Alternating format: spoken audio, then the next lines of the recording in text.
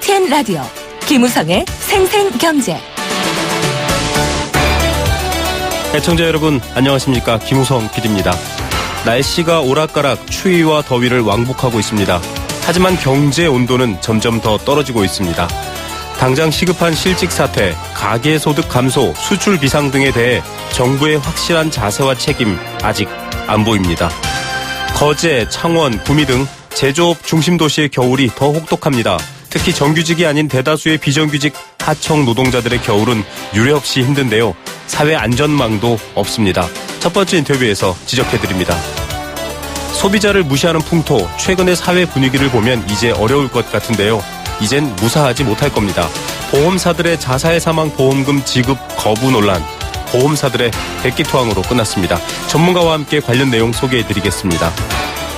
AI, 조류독감은 농촌 경제, 소비자 경제를 심각하게 얼어붙게 합니다. 오늘 생생장바구니에서 이 문제뿐만 아니라 한 주간의 먹거리 정보 전해드리겠습니다. 2016년 12월 19일 월요일 김우성의 생생경제 지금 시작합니다.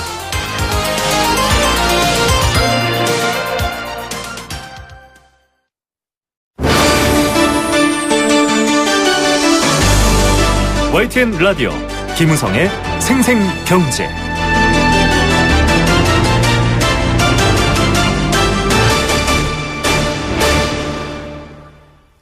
네, 첫 번째 생생 인터뷰 보내드리겠습니다.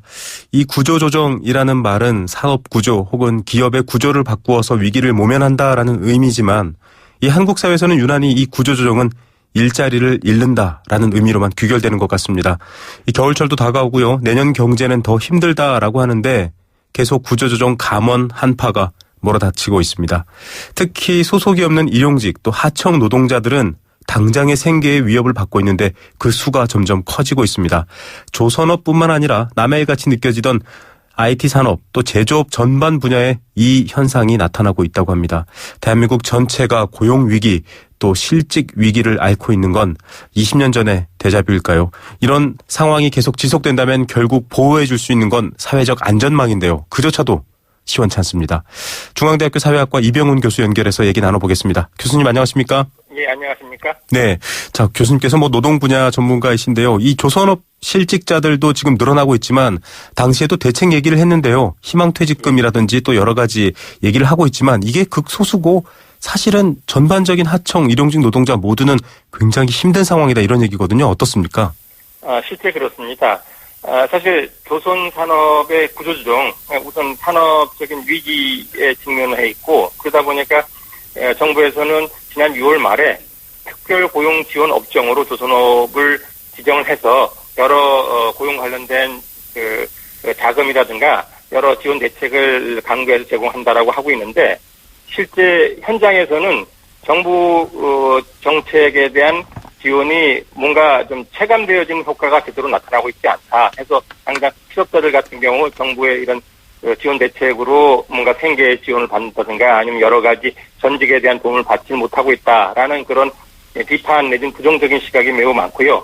그리고 조선산업이라 하더라도 그 산업 내 사정이 다 동일한 건 아닙니다. 네. 그러면 이제 대형 조선사하고 중소형 조선사하고 좀 차이가 있다 보니까 중소형 조선사는 전반적으로 경쟁력을 잃었다 하면서 부도나 폐업 위기에 좀 놓이고 대거 인력 방출, 그러니까 일자리를 잃는 상황이 되는 거고요. 대형 조선사만 하더라도 그 안에는 이제 정규직이 있고 사내 하청이 있고 물량팀이라 해가지고 매우 한시적으로 일성으로 와서 일하고 일 마치면 가는 그런 여러 인력 구성이 좀 다양한데 그런 가운데 정규직 고용조정에 대한 얘기만 좀 주되게 초점이 맞춰지고 사내 하청이라든가 물량팀이 실제적으로 실직의 위험은 가장 많이 겪고 있음에도 불구하고 이들에 대한 대책이 거의 마련되지 못하고 이들 같은 경우는 실제 고용보험에 사학계에 놓인 사람들이 대부분이다 보니까 실직하고서도 생계 대책이 막막하고 여러 가지 일자리를 찾는 데 어려움을 겪고 있는 걸로 그렇게 조사되고 있습니다. 예, 그러니까 교수님 말씀 들어보면 지금 제도라는 그물 자체가 성글어서 숭숭 빠져나가는데 자꾸 그 제도만 얘기하고 있으니까 지금 계속 반복되는 문제인 것 같습니다. 이 실질적으로 이분들이 도움받을 수 있는 제도적 장치는 없다 이렇게 봐도 되는 건가요?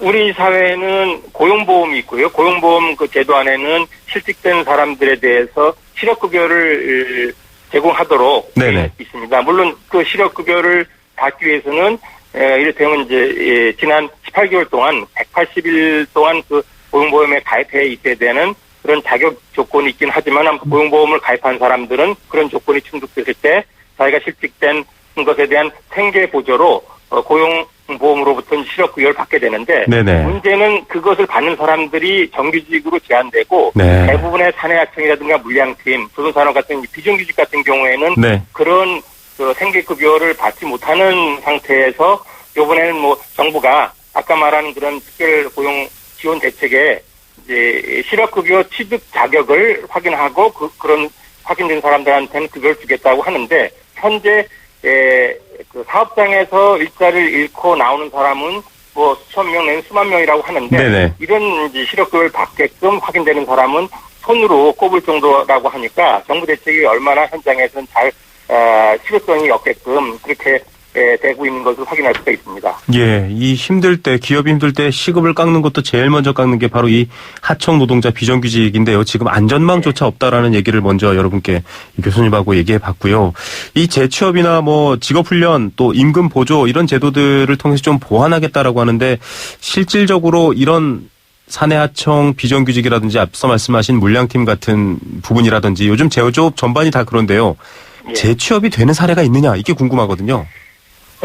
전체적으로 경기가 하강 국면에 있는 거고요. 그러다 보니까 뭐 청년들 일자리 난 문제도 심각한데 네. 기존에 일하던 중장년층 같은 경우에 그 일자리에서 밀려날 경우에 새로운 일을 찾기가 매우 힘든 상태죠. 네네. 뭐 건설업 분야가 나름대로 좀 화랑이면서 특정 건설사에 일하던 사람들이 그쪽에 주문량이 줄고 하면서 다른 일자리를 찾아 들어가면은 뭐 그 안에 시장의 해결책으로 이런 실직 문제가 크게 부각되지 않을 텐데 네. 문제는 산업 전체적으로 지금 침체고 수주량이 거의 이제 바닥이거나 아니면 계속 들어오지 못하다 보니까 네. 내년 상황이 매우 우려스럽다고 그럽니다. 올해는 그나마 대형 조선사를 중심으로는 뭐 이를테면 대우조선에서 나온 사람이 삼성중공업이라든가 그 일감을 찾아서 그 지역 내에서 내지는 그 이제 부문 내에서 소화가 됐는데 네. 그 일감조차도 내년 초에는 끊기고 대거 조선산업에서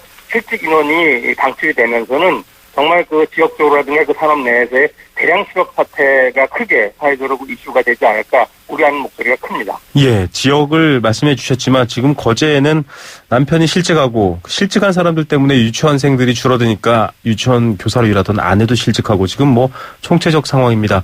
이 국회가 예산안을 진통 끝에 얼마 전에 통과를 시켰는데 보니까 관련 예산이 오히려 좀 미비하고 깎였다 이런 얘기도 나오고 있습니다. 공공 서비스 지출 같은 것들도 좀 부족하다 이런 얘기가 있는데요. 이런 부분들은 어떻게 보십니까? 글쎄요. 저도 앞서 말씀드린 대로 내년에 경제 상황이 매우 힘들 거고 그리고 바로 직격탄을 받는 것이 이제 그러한 구조조정이라든가 아니면 기업 인력 감축을 통해서 실직되는 사람들이 대거 늘어날 것이라고 예상이 되는데 네. 최근에 시국 때문인지 이 국회에서 예전에 97년 외환위기라든가 2007년 8년만 하더라도 그런 경제적인 위기라든가 침체가 오면은 정부가 좀 발빠르게 실업 예산을 확보하고 여러 가지 생계 지원이라든가 전직 훈련하는 예산을 많이 투자를 해서 그런 이제 좀 충격을 좀 완화할 수 있는 노력을 기울였는데 네. 내년에 대한 그런 대비는 정치권이나 현 정부가 전혀 하지 못한 상태에서 더 그 충격이 사회적으로 좀 체감되어지는 것이 더 좀 고통스럽지 않을까라고 생각되기도 합니다. 예. 이 앞서 제가 살짝 여쭤보기 전에 드렸던 말씀이 이제 남편의 실직이 지역사회 전체의 실직으로 연결된다. 예. 이런 우려는 뭐 지금 거제 쪽의 어떤 고용특별지역 선포라든지 이런 요구를 통해서 이미 드러난 바는 있는데요. 이런 부분에 대해서 현재 가능한 안전망이나 투입 가능한 예산으로 가능한 조치 이런 것들이 있을까요, 교수님? 글쎄요. 지금 현재 고용보험의 실업급여 제도를 통해서 포괄되어지는 사람은 일부이기 때문에 그렇죠. 그런 제도를 통해서 보호를 받지 못하는 저희 사각지대의 사내학생이라든가 물량팀 비정규직들 같은 경우는 사실 그런 사람들을 위해서 정말 필요한 건 실업 구조라는 것이거든요. 그래서 네. 지난 수년 동안에 이런 실업 문제가 우리 사회에 좀 되풀이되거나 아니면 상시적인 구조조정이 또 나타나면서 제대로 실업급여를 받지 못하는 사람들 위해서 청년이나 내지는 경력 단년 여성이라든가 구조조정을 통해서 일자리를 잃었지만은 뭔가 이런 고용보험 혜택을 못 받는 사람들한테 최소한 우리 사회에서 사회 안전망으로 그들의 어떤 생계를 일정 기간은 좀 책임져야 되지 않느냐라고 논의만 있었는데 그런 것들이 아직까지 이 정책으로 제대로 도입을 되지 못했어요. 네네. 그런데 이번 기회에 조선산업이라든가 여러 산업 분야에서 많은 사람들이 우리 실업 안전망에 배제되어 있는 그런 문제가 매우 크게 나타날 것인 만큼 실업 부조에 대해서 좀 더 본격적인 논의도 하고 필요하다면 내년 초에 이 제도를 좀 조기에 도입하고 시행하는 것이 좀 필요하지 않을까 생각합니다. 예, 지금 뭐 가계부채뿐만 아니라 경기 부진에 대한 해법은 모두 가계 소득을 늘려야 한다라는 해법을 제시를 하고 있습니다. 모든 경제학자가 얘기하고 있는데 정작 이렇게 안전망도 없이 떨어지는 상황 손 놓고 있으면 안 될 것 같습니다. 해외는 좀 어떻게 이런 것들을 대처했는지 한 번 더 되짚어봐야 할 것 같은데요. 해외는 우선은 우리가 뭐 복지국가라는 표현이 이제는 좀 많이 식상하긴 합니다만 네. 특히 유럽 국가라 하다못해 미국조차도 실직자에 대한 안전망은 나름대로 체계화되어 있고 특히 유럽 국가는 그런 실업 안정이 두텁게 있으면서 이 고용보험을 가입한 사람은 가입한 사람대로 기존에 이제 받던 급여에 우리보다는 상당히 좀 높은 수준의 좀 보상을 실업 급여를 받으면서 생계 안정을 좀 꾸리고 자기가 새로운 일을 준비할 수 있도록 하고 앞서 말씀드린 이제 문제되는 사람들이 고용보험을 가입하지 못한 사람들에 대해서는 대부분의 유럽 국가에서는 실업 부조제도라는 것이 이러저러한 이름을 쓰긴 합니다만 도입을 해서 고용보험을 가입을 하지 않았다 하더라도 실직된 상태의 생계가 어느 정도 유지가 되고 그분들이 이 새로운 일자리로 나갈 수 있게끔 그래서 이제 실업 부조라든가 적정 노동시장 정책의 여러 가지 직업훈련 전직 지원 같은 것들이 하나의 패키지로 지원되어지다 보니까 실직 문제가 우리보다는 좀 더 나라별로 문제는 됩니다만 그것을 좀 완충하거나 그러한 어떤 고통을 좀 덜 느끼게 되는 반면에 우리 같은 경우는 이런 안전망이 굉장히 취약하다 보니까 내년 상황에 많은 실업자들이 나오고 또 대학 마치고 청년들이 또 나오면서 일자리를 구하지 못한 상태에서 이런 실업 안전망에 대한 뭔가 전반적인 뭔가 보강하거나 크게 좀 손을 보는 논의가 필요하지 않을까라는 말씀을 드립니다. 예, 이 교수님께서 실업 부조 얘기도 하셨지만 이 해고되신 분들이 복직을 위해서 정말 목숨 걸고 싸우는 이유를 봤더니 한 번 미끄러진 노동시장에서 다시 복귀하기 어려운 게 한국 사회의 특징입니다. 이 외국의 실업 부조 말씀해 주신 게 바로 그런 부분에서 좀 재기 가능성이 된다 이런 의미도 있을 것 같은데요. 지금 국내에 사실은 뭐 대우자동차, 뭐 쌍용자동차 이런 대형 구조조정 실직 사태가 있었지 않습니까? 네. 이때 그 대우자동차 희망센터를 좀 모범 사례로 꼽는 분들이 있더라고요. 지금 상황에도 이런 것들을 좀 적용할 수 있을까요? 예, 좀 적극적으로 할 필요가 있겠죠. 해서 희망센터, 대우차의 희망센터는 이제 드문 얘기는 하지만은 구조조정하는 기업이 이 실직되는 사람들에 대해서 새로운 좀 활로를 찾는 데 도움을 주기 위해서 전직에 필요한 직업훈련이라든가 알선 상담을 보다 전문적으로 제공하는 이제 프로그램을 지칭하는 것이고 또 나름대로 그 당시에는 또 효과가 있었던 것이고요.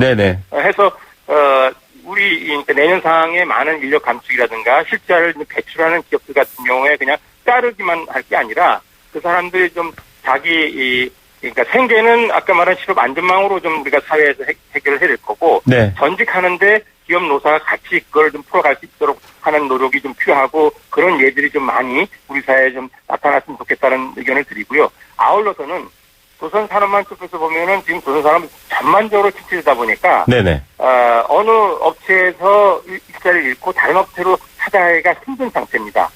그런 문제를 풀기 위해서는 특히 이제 그 조선산업하고 유사한 분야가 이런 건설 분야로 좀 그 인력들을 소화하고 그 사람들한테 한시적으로 일자리를 줄 수 있는 만큼 이를테면 이제 거제라든가 경남권에 이런 그 대형 어떻게 보면 이제 국책 프로젝트나 사업을 하거나 아니면 이제 중국처럼 지금 조선산업이 이 침체기에서 벗어날 기간 동안에 이를테면 공공적인 목적의 여러 가지 이 선박 수주를 그러니까 주문을 이제 이를테면 공공 정책의 필요 사항으로 좀 정부가 조선사들한테 주문량을 일정하게 좀 배분하거나 이런 식으로 일자리를 좀 만드는 특단의 대책이 필요하다라고 추가로 말씀을 드립니다. 예, 지금 뭐 그런 정책들이 나왔지만 또 여러 가지 지지부진한 면이 있습니다.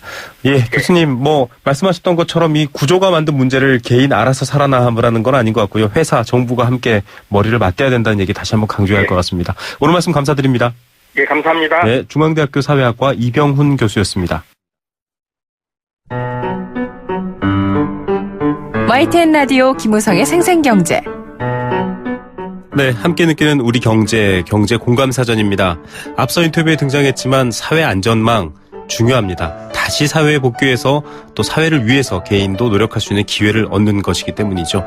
오늘 경제 공감사전은 사회 안전망입니다. 여러분들의 의견 받고 있습니다. 의견 보내주시면 추첨을 통해서 도심 속 꿈의 놀이터 일산 원마운트에서 워터파크 이용권 드리고 있습니다. 단문 50원, 장문 100원의 정보 이용료 부과되는 샵 0945번 문자로 참여할 수 있습니다.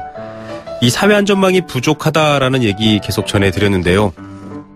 기존 사회보장제도에서 적절한 보호를 받지 못하고 위험에 노출된 사람들을 보호하기 위한 대책을 일컫는 말입니다. 우리나라에서는 지난 97년 외환 위기를 계기로 본격 논의되기 시작했습니다.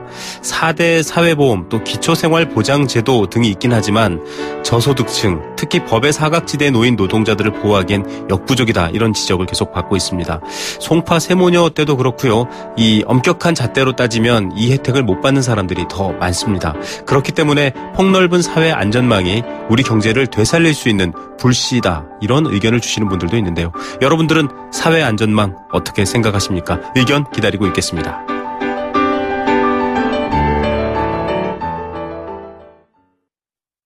올뉴 말리부가 자신있게 선보이는 말리부 프로미스 프로그램. 구매 후 한 달 내 마음이 바뀌면 새 차를 교환 또는 환불까지 놀라운 혜택. 지금 경험해보세요.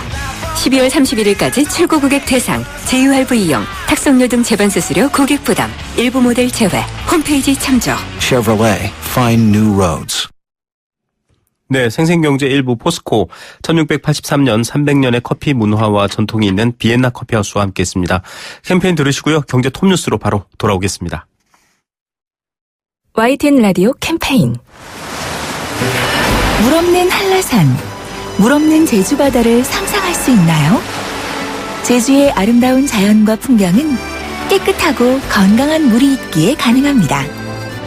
제주를 아름답게 만들어주는 건강한 물은 우리의 몸과 마음도 아름답게 만들어줍니다. 건강한 몸과 마음을 지키는 일. 아름다운 물을 사랑하고 지키는 일에서부터 시작됩니다.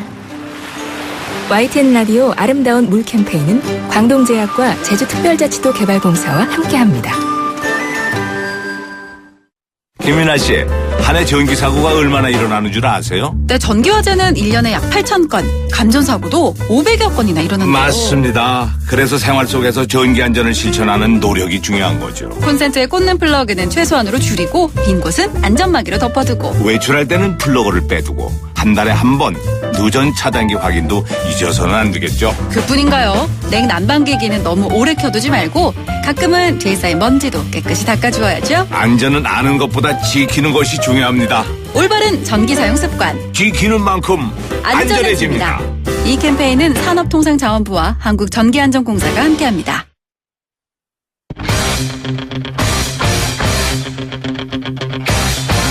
지금 가장 뜨거운 경제 소식. 경제 톱 뉴스. 네, 이 시각 주요 경제 뉴스입니다. 이 통계청에서 우리나라 전 국민들을 대상으로 한 다양한 통계 자료를 조사하는데요. 관련 뉴스 오늘 첫 번째, 두 번째로 전해드립니다. 전세 가구보다 월세 가구가 늘었다라는 소식과 이 결혼 어렵다라는 얘기를 하는데 실제로 통계에서 드러난 얘기 전해드리겠습니다. AI, 정부의 대응도 실패했고 지금 상황은 걷잡을 수 없어지고 있습니다. 이 계란값이 뛰고 있는데요. 1인당 구매량 제한하는 그런 상황도 일어나고 있다고 합니다. 관련 소식 세 번째로 전해드리겠습니다. 이 시각 경제톱뉴스 이데일리 권소연 기자입니다. 안녕하십니까? 네, 안녕하세요. 네, 이 전세 관련해서는 참 많은 이야기가 있는데 월세가 더 많이 늘어났다 이런 조사가 나왔군요. 네, 사실 전세라는 제도는 우리나라에만 있는 뭐 좀 독특한 제도인데요. 네. 외국은 사실 주택 차입방법이 주로 월세입니다. 그런데 우리나라도 이제 월세 시대에 접어들었다라고 볼 수 있겠는데요. 통계청이 발표한 인구주택 총조사 표본 집계 결과를 보니까 지난해 전체 가구 1,911만 가구 중에서 월세가 22.9%를 차지해서 전세의 15.5%를 추월했습니다. 2010년과 비교해보면 월세 비중은 2.8%포인트 높아진 반면에 전세는 6.2%포인트 감소해서 역대 7년치로 떨어졌는데요. 이 월세 가구 비율이 전세 가구를 추월한 거는 1975년 이 관련 통계조사가 시작된 이후 이번이 처음입니다. 월세 가구 비율만 놓고 보면 1995년에는 11.9%에 불과했는데요. 이후로 꾸준히 확대되는 추세를 보여왔습니다. 이 전세값이 무섭게 오르는데 지금 뭐 초저금리 때문에 집주인들은 전세금 올려봤자 뭐 이자 수익 얻기 힘드니까 반전세로 전환하는 경우들 많았잖아요. 또 세입자 같은 경우에도 전세값 오른 거 감당하기에는 뭐 한 번에 목돈 마련하기가 좀 어려우니까 일정 부분 월세로 부담하면서 이 월세 비중이 전반적으로 늘어난 겁니다. 특히 수도권의 경우에는 월세 가구 비율이 2010년에는 21.6%였는데요. 작년에 25%로 크게 늘었습니다. 그러니까 결국 그러니까 수도권의 4가구 중에 한 가구는 월세를 산다라는 얘기인데요. 그래도 다행인 거는 국내 가구의 주거 점유 형태 중에서 가장 큰 비중을 차지하는 거는 역시 자기 집에서 거주하는 자가였습니다. 네. 56.8%를 차지해서 절반을 넘었는데요. 이 밖에도 무상이 4% 그리고 임대료를 한꺼번에 내고 매월 집세를 공제하는 사글세가 0.8%였습니다. 예, 풍속도가 좀 많이 바뀐다 이런 느낌인데. 자, 다른 통계 결과를 보니까 30대 미혼도 급증했다. 요즘 결혼 없다 뭐 산무 이런 얘기 하잖아요. 실제로 통계로 드러난 건가요? 네, 그렇습니다. 지난해 국내 15세 이상 미혼 인구 비율을 보니까 31.3%였는데요. 10년 전인 2005년에 비해서 1.1%포인트 늘어난 겁니다. 같은 기간 이혼 인구 비율도 3%에서 5.1%로 증가했고요. 배우자가 있는 인구 비율은 59.3%에서 55.9%로 감소했습니다. 이 미혼 인구 비율을 보니까 모든 연령대에서 증가했는데요. 특히 30대 미혼 비율이 2010년에 29.2%였는데 작년에 36.3%로 껑충 뛰었습니다. 이 2000년에는 13.4%였는데 2005년에는 21.6% 그리고 작년에 30%를 넘어섰고 이러면서 가파른 증가세를 이어오고 있는데요. 주로 이제 결혼하고 아이를 낳고 하는 연령대가 이제 30대인데 네. 30대 3명 중에 1명 이상이 결혼하지 않았다는 얘기가 되는 겁니다. 40대의 미혼율도 5.7%포인트 늘었고요. 20대와 50대에서도 소폭이 증가했습니다. 예, 30대에서 50대가 소비 주력 세대라고 하는데 큰 걱정입니다. 자, 종교 분야도 좀 조사된 걸 보니까 재미있네요. 무교 인구가 절반을 넘었다고요? 네, 지난해 종교가 없다라고 응답한 국내 인구의 비율이 전체 56.1%였는데요. 종교가 있다고 답한 비율이 43.9%였는데 이거보다 10%포인트 이상 많았습니다. 우리나라에서 이 종교 없는 사람이 있는 사람을 추월한 게 이 통계청이 종교 유무를 조사하기 시작한 1985년 이후 처음인데요. 워낙 요즘 사회가 복잡하고 다양해지고 이러면서 이 종교에 대한 관심이 좀 줄어들었기 때문인 것으로 보입니다. 나이별로 보면 특히 40대와 20대, 10대에서 종교 인구 감소폭이 컸습니다. 종교 없는 인구 비율은 20대가 64.9%로 가장 높았고요. 10대와 30대도 60%를 넘었습니다. 가장 많이 믿는 종교를 보니까 기독교, 우리가 개신교라고도 하죠. 네네. 19.7%였고요. 불교가 15.5%, 그리고 천주교가 7.9% 순이었습니다. 예, 요즘 제일 큰 걱정 중에 하나입니다. 이 AI, 조류 독감 때문에 계란 공급 부족까지 있는데 1인당 구매를 제한하는 상황도 만들어진다고요. 네, 이 살처분 때문에 산란계 개체수가 크게 줄어서 계란 대란이라고 할 수 있는데요. 그래서 지금 불가피하게 계란 구매 제한을 실시하는 마트가 늘어나고 있습니다. 롯데마트가 20일부터 계란 판매 수량을 한 명당 30알 기준 계란 한 판으로 제한하고 가격도 10% 정도 더 올리기로 했는데요. 네. 현재 롯데마트 행복 생생란 특대 이거 한 판이 6,800원 수준이거든요. 여기서 10% 올리면 이제 7,000원대 중반까지 뛰게 됩니다. 또 이마트도 창고형 매장인 트레이더스에서 지난 8일부터 이제 상인들이 이렇게 사재기 하고 이런 거를 좀 막자 이런 차원에서 1인 1판 정책을 도입했고요. 홈플러스는 지난 17일에 평균 6% 정도 계란값을 더 올렸습니다. 이렇게 계란 가격이 장기적으로 계속 오를 것이다 이런 예상이 나오니까 소비자들 사이에서는 좀 사재기 하자 이런 움직임까지 나타나고 있는데요. 네. 그래서 마트의 12월 계란 매출이 크게 늘었다고 합니다. 이렇게 대란이 일어나니까 이제 정부는 뭐 산란용 닭이나 계란 수입을 좀 추진하겠다라고 나섰는데요. 조리 독감이 발생하지 않은 나라 중에서 뭐 미국이나 캐나다, 스페인, 호주, 뉴질랜드 뭐 이런 곳에서 좀 수입을 할 수 있다라고 하긴 합니다. 그런데 지금까지 사실 계란을 수입한 사례는 거의 없었는데 뭐 워낙 계란값 치솟고 품절살 때 발생하고 이러니까 뭐 결국엔 수입 추진까지 나선 겁니다. 예, 아이 키우는 집이 더 걱정일 것 같습니다. 자, 소비 절벽 얘기 많이 합니다. 앞서도 얘기 나왔지만 100만 원도 안 쓰는 가구가 많다고요. 지난 3분기를 기준으로 보니까 전체 가구 중에서 월 평균 지출액이 100만 원도 안 되는 가구 비율이 13.01%였습니다. 이거는 지난 2009년 3분기 14.04%를 기록한 이후에 가장 높은 수준인데요. 2003년 관련 통계가 작성된 이후에 대략 이 수치가 한 10에서 11% 사이에 머물렀거든요. 그러다가 금융위기 당시에 이제 13, 14%까지 치솟았다가 다시 8에서 한 11% 수준으로 내려왔는데 네. 이제 올해 1분기에 11.96% 거의 11% 가까이 갔었죠. 그리고 2분기에 12%를 넘었고 또 3분기에 이제 13%까지 넘어선 겁니다.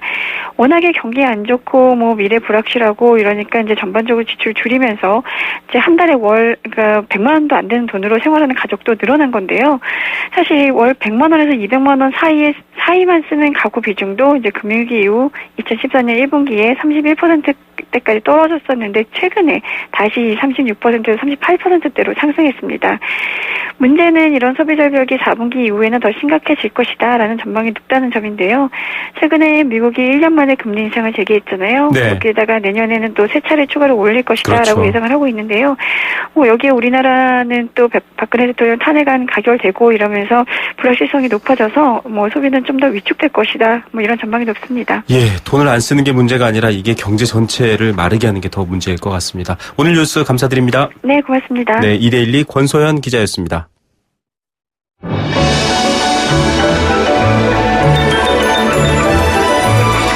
오늘의 경제를 들여다보는 시원한 창. YTN 라디오 김우성의 생생경제 생생인터뷰.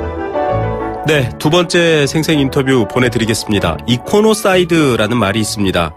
이 경제를 말하는 영어 이코노미의 또 수어사이드, 스스로 목숨을 끊다라는 말인데요. 이 두 단어를 합친 말입니다. 저도 오늘 들었는데요. 경제적으로 어려운 시기에 스스로 목숨을 버리는 선택을 하는 분들이 많아졌다, 이런 의미라고 합니다. 이미 OECD 최고의 자살률을 가진 한국인데요. 보험사도 이런 점을 알고 있습니다. 그래서 재해 사망 특약 등을 만들었죠. 2년이 지나고 나서 이 면책 의무가 사라지면 사망보험금을 더 주겠다. 그럴 일이 생긴다면 만약에 이런 얘기입니다. 하지만 실제로 지키지 않았습니다. 소멸시효가 지났기 때문에 지급할 수 없다. 이런 논리까지 들어서 이 법원 판결을 이끌어냈고 지난 가을 굉장히 시끄러웠었죠.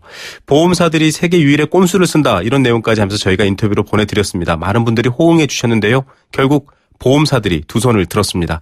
관련 내용 금융소비자원 조남희 대표 연결해서 알아보겠습니다. 조 대표님 안녕하십니까? 안녕하세요. 예, 반갑습니다. 네. 예, 두 달쯤 전에 이 대표님과 인터뷰했던 내용입니다. 이 보험사들의 행태에 꽤 분노했던 기억이 나는데요. 네. 다시 한번 좀 이 내용이 어떤 과정으로 흘러온 건지 정리 좀 부탁드리겠습니다. 이 자살보험금 미지급이 보험사의 꼼수다, 이런 내용이었죠? 네, 그렇습니다. 이 보험사가 자살에 대해서는 이 보험 가입 후 2년 후 자살한 경우에는 자살보험금에 대한 특약이 가입됐을 때는 자살보험금을 지급해 준다고 하는 그러한 그 보험사가 만든 그 약관 조항 때문에 발단된 것인데요. 네. 보험사들이 만든 그 자신들의 그 약관 내용과는 달리 자살에 대한 보험금 중에서 일부만 지급해서 가입자들이 민원을 제기했고 네. 또 그게 이제 이제 소송으로 비화된 것이거든요. 네. 그런데 이에 대해서 대법원은 올해 5월 달에 잘못 만든 약관도 효력이 있다고 판결을 해서 소비자의 소송을 들어줬습니다. 네. 그런데 이번에 또 9월 달에 최근 몇 개월 전에 9월 달에 대법원에서는 또 하나는 2년이 넘은 소멸시효가 완성된 보험 계약은 보험금을 지급하지 않아도 된다는 그러한 판결을 네. 해줌으로써 보험사의 손을 들어줬거든요. 그래서 이에 따라서 보험사들은 보험금 지급을 하지 않은 채 이제 좀 버티기에 돌입했는데요.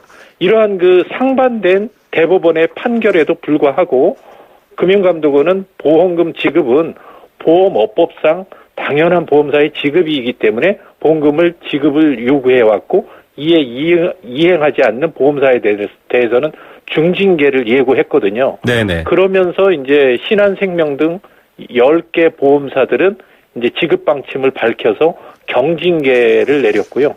버티는 그 보험사들, 대형 보험사에 대해서는 뭐 영업정지라든지 등록 취소, 임직원 해임 권고를 하겠다.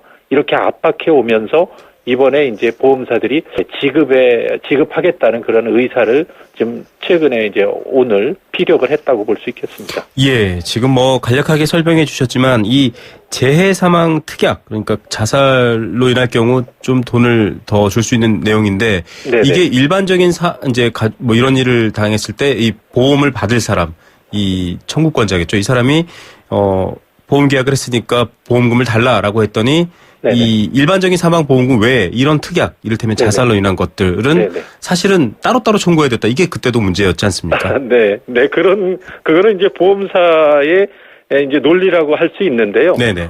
세계 어느 나라에서도 보험금을 청구할 때 부과된 약관을 부가 서비스에 대한 것들을 따로 신청하는 예는 네. 없고요. 또 어떠한 계약에서도 부가 계약의 청구는 따로 하고 주계약 청구를 따로 하는 그런 것은 그 어떤 논리에 맞지 않기 때문에 네. 이런 것들은 이제 법원에서도 받아들였다고 할 수 없는 사항이라고 할 수 있습니다. 예, 이 보험사들의 좀 태도를 한번 짚어봐야 되기 때문에 이 얘기를 다시 얘기 드렸습니다. 뭐 자동차 네네. 사고가 났는데 범퍼 청구 따로, 뭐 바퀴 청구 따로 이건 말이 안 되는 얘기인데요. 그렇습니다. 그런 얘기를 들었던 거고 네네. 결국 이 금감원의 뭐 중징계 강수까지 나왔기 때문에 바꿨다 이제 이런 맥락인데요. 네네. 보험사들도 사실 쉽게 태도 변화 안 하고 이렇게 소비자들을 좀 쉽게 본 면이 있는데 태도를 바꿨습니다. 뭔가 이유가 있을까요? 그렇습니다. 아무래도 이번에 뭐 다 아시다시피 감독 당국의 어떤 강한 압박에 의해서 굴복한 것이라고 할 수 있고요. 네. 또 하나는 뭐 소비자들의 빗발치는 여론이라든지 아니면 국회의 어떤 입법 활동 이러한 것들이 더 이상 버티기에 어떤 한계를 느낀 것이 아닌가 생각하는데요.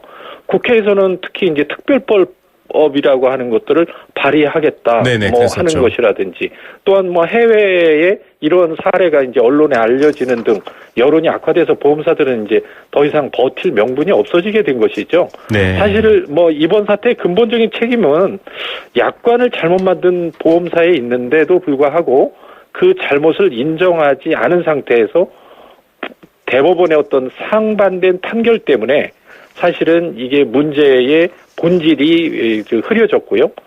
그리고 또한 금감원에서 이게 2008년도부터 문제가 된 것인데 네네. 초기 대응을 좀 잘못해서 한 10여 년간 이런 상태가 지속된 게 좀 잘못됐다고 볼 수 있겠습니다. 예, 그래도 결국은 소비자가 아니라 정부가 나섰을 때 혹은 공공기관이 나섰을 때 겨우 해결이 된다 이런 느낌입니다. 그렇습니다. 예, 네. 이 새누리당 김선동 의원이 특별법 발의하겠다 이런 내용도 저희가 지난 인터뷰에 소개해 드렸었는데 결국은 뭐 알렌체 생명은 지금 전액 지급하겠다 먼저 발표를 했고요. 네네. 그럼에도 불구하고 이 3천억 원 규모의 자살보험금의 갈등 일단 일단락되는 것 같긴 한데 여전히 소비자의 지위가 좀 문제입니다. 좀 소비자가 불리하다, 의뢰 위치다 이런 얘기를 하거든요. 어떻습니까? 그렇습니다. 말씀하신 대로 보험 소비자의 어떤 지위는 이번 기회에 한번 올려주는 기회는 될 수 있을 것 같습니다. 네네. 이 문제가 최초로 이슈화됐을 때는 관련 보험사들이 자발적으로 가입자들한테 고개 숙여 사과하고 보험금을 지급을 했으면 좋았을 텐데 이제까지 이제 지급하지 않다가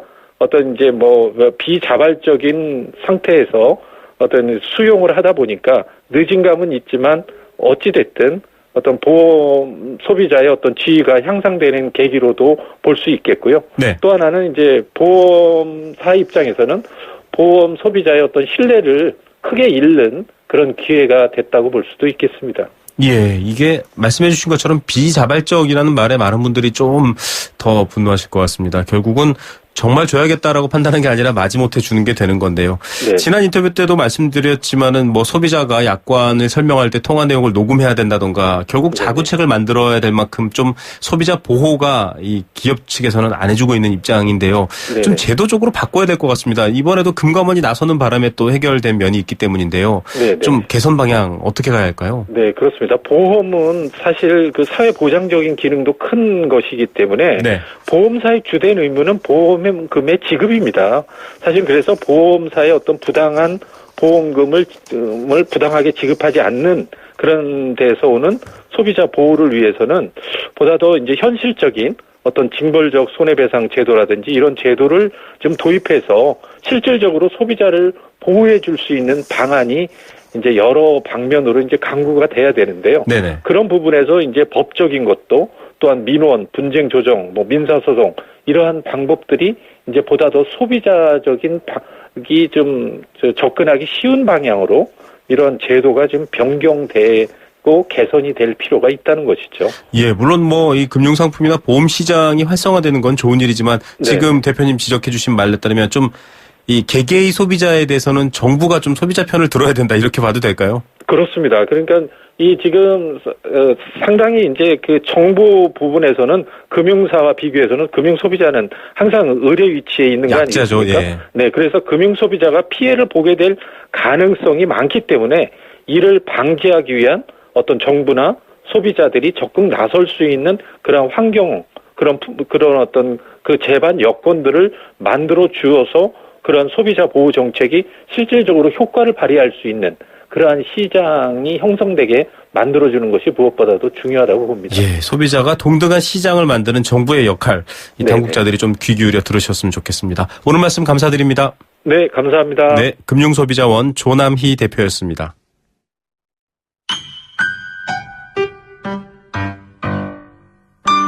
행복한 살림살이 생생 장바구니. 네, 한 주 건강하고 또 알뜰하게 먹고 살 수 있는 지혜를 주는 월요일 코너입니다.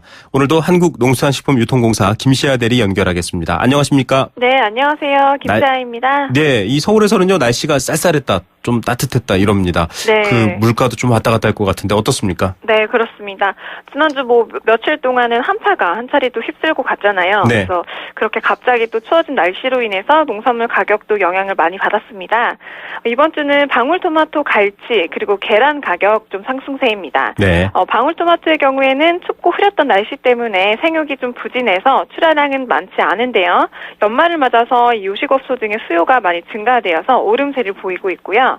또 갈치의 경우에는 11월 말까지 생산량이 약 3만 톤 정도인데 전년보다 19% 정도 감소한 양입니다. 그리고 해당 여건도 많이 좋지 못해서 어획량까지 감소하는 바람에 가격은 좀 오름세를 보이고 있습니다. 예, 방울토마토, 갈치가 조금 비쌉니다. 알뜰하게 좀 피해서 소비하시면 좋고요. 이 계란 얘기하셨는데 저희 앞서도 뉴스에서도 지금 브리핑에서 알려드렸지만 네네. 이 AI 여파 때문에 계란 정말 난리도 아닙니다. 네, 맞습니다. 그 계란에 대한 수요는 일단 계절을 타는 것이 아니기 때문에 변동 없이 좀 꾸준한 편인데 이렇게 AI가 전국적으로 크게 발생하면서 알을 낳는 닭, 이 산란개라고 하는데요. 산란개 닭들이 많이 살처분되면서 마리수가 많이 감소했고 방역 작업 때문에 물류 배송 여건 역시 원활하지 못한 상황이고요. 그래서 가격은 지속적인 오름세를 기록하고 있는데 저희가 조사하고 있는 그 30개 특란 계란 기준으로 이 AI 발생 전보다 한 2배 정도 올랐다고 생각을 하시면 되겠습니다. 예, 어쨌든 수입까지 고려하면서 대안을 찾고 있다고 하니까요. 여러분들 조금만 잘 참아주시고요. 해결될 것 같습니다. 저희도 응원해야 될 것 같고요. 네. 이 농림부에서도 지금 단계를 심각 단계로 지정을 했다고 합니다. 뭐 좀 늦었다라는 비판도 있긴 한데 빨리 해결돼야 될 것 같고요. 좀 이렇게 올라가고 부족하고 이런 얘기들만 들었는데 좀 숨통 트이는 품목들 있습니까? 네, 있습니다. 그 이번 주 가격 하락이 예상되는 품목들은 감자, 김 그리고 딸기가 되겠습니다. 네. 감자의 경우에는 출하 물량 일정하게 공급되겠지만요. 일부 학교가 방학에 벌써 들어가면서 급식업체 납품용 수요가 많이 감소되어서 내림세를 보이고 있습니다. 또 그 김의 경우에는 전년산 2월 재고분과 더불어서 금년산 햇김이 출하가 되었는데요. 이에 따라서 공급 물량 증가로 가격은 좀 내림세 보이고 있고요. 또 딸기의 경우에는 재배 면적이 이제 막 증가하고 있는 가운데 출하 지역이 산청과 진주 등의 남부지방에서 공주나 부여 등의 중부까지 확대가 되면서 공급 물량 증가해서 가격 역시 내림세 보이고 있습니다. 네, 이번 주는 감자, 김, 딸기 좀 관심 두고 구매해 보시면 좋을 것 같습니다. 네. AI 얘기로 다시 돌아올게요. 참 온 나라가 걱정인데요. 심각 단계 금요일부터 격상됐죠? 네, 맞습니다. 이 정부는 가축 방역 심의 결과를 바탕으로 관계부처 협의를 거쳐서 12월 16일 지난주 금요일부터 위기 단계를 경계에서 심각 단계로 격상을 했습니다. 이 결정은 먼저 AI가 서해안 지역, 즉 경기나 충남북 지역이나 전 남북 지역을 중심으로 발생이 지속되고 있고 또 안성과 음성 사이 간에 이 수평 전파되고 있는 상황을 직접 확인을 했을 뿐만 아니라 네. 또 야생 철새 도래가 확대되고 또 겨울철에 소독 여건이 악화되는 것까지 고려한 결과인데요. 현장 점검 결과 영남 지역의 이 산란계 밀집 지역 등에서도 역시 AI 발생 가능성 상존하고 있다는 점을 반영한 이번 처사라고 볼 수 있습니다. 예, 지금 뭐 서울대공원에도 지금 그 동물들이 이 네. AI 감염 양성이 나와서 지금 심각한 상태입니다. 맞습니다. 경계에서 심각으로 격상되면 좀 국민들이 이제 본격 대처를 하고 있구나 이렇게 생각하면 되나요? 어떻습니까? 네, 그런 의미로 보시면 될 것 같고 이 심각 단계로 격상된 만큼 정부 대책도 이 강화가 됐습니다. 특히 가금 관련 농장주들의 역할이 많이 중요해졌는데요. 관련 종사자들일지라도 이 농장 출입을 최소화해야 하고요. 부족이 방문하는 경우에는 농장 출입을 전후해서 일회용 방역복 착용하고 소독을 하는 등 이 개인 방역을 철저히 해주셔야 합니다. 또 발생 농장 내 가금류는 H5형으로 확진되는 시점으로부터 24시간 이내에 살처분과 폐기가 이루어지도록 해야 하고요. 또 가금 사료 식용란 운반 차량이나 닭 인공수정사 등에 대한 방문 검사 기간을 당초 12월 16일까지 하려고 했었던 것을 12월 30일까지 연장했기 때문에 이를 철저하게 기간을 준수해야겠습니다. 예, 좀 국민들도 많이 관심 갖고 도와주셔야 할 것 같습니다. 이 무엇보다 좀 기준, 규칙 이런 것들을 철저하게 준수해야 되지 않습니까? 네, 그렇습니다. 이 말씀드린 기준뿐만 아니라 이 방역대 내에 있는 식용란은 GPS를 부착한 식용란 수집 전용 차량을 지정해서 환적장을 통해 반출해야 하고요. 그리고 반드시 거점 소독시설에서 세척과 소독을 실시한 후에 소독 필증을 발급받아야 하는 규칙도 있습니다. 예, 이동 경로를 철저하게 확인하고 또 예방하겠다라는 정부의 취지입니다. 이 GPS 네. 환적장 이 반출을 하는 것들도 마찬가지 내용이네요. 자, 예방이 참 중요할 텐데요. 일단 예방은 좀 실패를 했다 이런 얘기도 나오고 있고 사태 해결에 집중해야 된다 이런 얘기가 나오고 있습니다. 우리 국민들이나 소비자들도 좀 정보를 잘 알고 적절하게 행동을 취하면 도움이 될 것 같은데 어떻습니까? 네, 그렇습니다. 이럴 때일수록 우리 소비자분들, 국민들 역할도 매우 중요하고요. 더 이상 AI 확산을 차단하기 위해서는 각계각층에서 정말 협조가 필요한 부분이라고 보여집니다. 네. 그래서 많은 분들이 소독과 통제에 대해 불편하시겠지만 이 차량 소독과 이동 통제는 AI 확산 방지를 위해서 불가피한 조치라고 생각을 해주시고 다소 불편하더라도 가금류 사육 농장의 방문과 주요 철새 도래지 출입을 자제하시는 것이 특히 중요하겠습니다. 네. 자, 이게 뭐 이런 사태가 벌어질 때마다 많은 분들이 사실은 겪는 일입니다. 이제 닭 먹으면 안 돼. 뭐 이런 얘기 하시거든요. 그렇죠. 이건 좀 오해가 있는 얘기죠. 네, 그 가장 중요하게 생각하는 부분이실 텐데 지금도 이 농림축산식품부 방역관리과에서는 AI 발생 농장 가금류는 모두 살처분이 되거나 폐기 처분되고 있기 때문에 시중에 유통되고 있는 닭고기, 오리고기 그리고 계란 등은 안심하고 드셔도 된다고 밝히고 있는 상황이고요. 네. 불안하시겠지만 이걸 이제 믿으셔도 되고 실제로 살처분되는 닭고기도 식용 닭고기가 아니고 알을 낳는 산란계 닭이기 때문에 이 닭고기 가격보다는 계란 가격이 조금 더 상승하고 있는 상황을 보실 수 있는 거예요. 네네. 그래서 참고하셔서 소비나 그런 것에 참고하시면 되겠습니다. 예, AI가 감염된 닭이나 이런 것들이 유통되지 않을 거라고 하겠지만 지금 정부가 발벗고 나섰습니다. 농가 또 소비자들도 함께 고민해야 되겠고요. 또 너무 소비를 줄여서 또 조류와 관련된 산업이나 혹은 이런 유통을 또 다시 돌아오기 힘들 정도로 어렵게 만들면 안 되니까 안심하고 좀 소비하는 지혜도 필요할 것 같다 이런 얘기까지인 것 같습니다. 네. 오늘 말씀 감사드립니다. 네, 감사합니다. 네, 한국농수산식품유통공사 김시아 대리였습니다. 골목골목에 멋을 더하는 100년 넘은 유럽의 아파트들. 우린 언제까지 고풍스럽다고 부러워해야만 할까요? 좋은 집은 시간을 이겨야 한다. 시간을 이기는 아파트 금강 펜테리움 금강주택.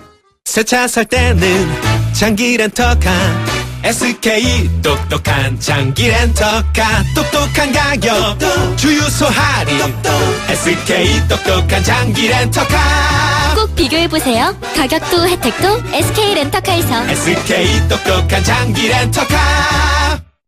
올뉴 말리부가 자신있게 선보이는 말리부 프로미스 프로그램. 구매 후 한 달 내 마음이 바뀌면 새 차로 교환 또는 환불까지 놀라운 혜택. 지금 경험해보세요. 12월 31일까지 출고 고객 대상, 제휴할부 이용, 탁송료 등 재반 수수료 고객 부담, 일부 모델 제외, 홈페이지 참조. Chevrolet, find new roads.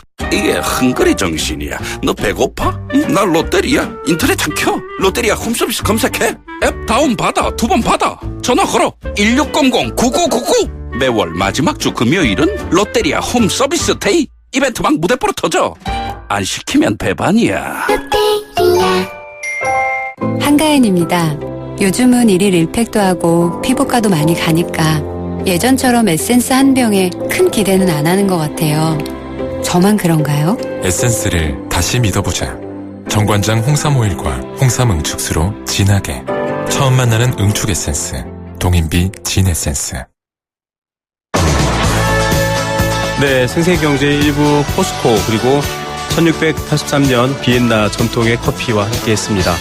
자, 오늘 사회안전망에 대한 의견 많이 주셨습니다. 정경유착과 정부에서 불필요한 사업을 줄여서 재원을 마련한다면 해결할 수 있지 않나요? 정말 당연한 얘기를 해주신 것 같습니다. 8106님, 일이 있어서 3시간 자고 출근했는데 눈꺼풀이 덮입니다. 힘을 주세요 라고 하셨습니다.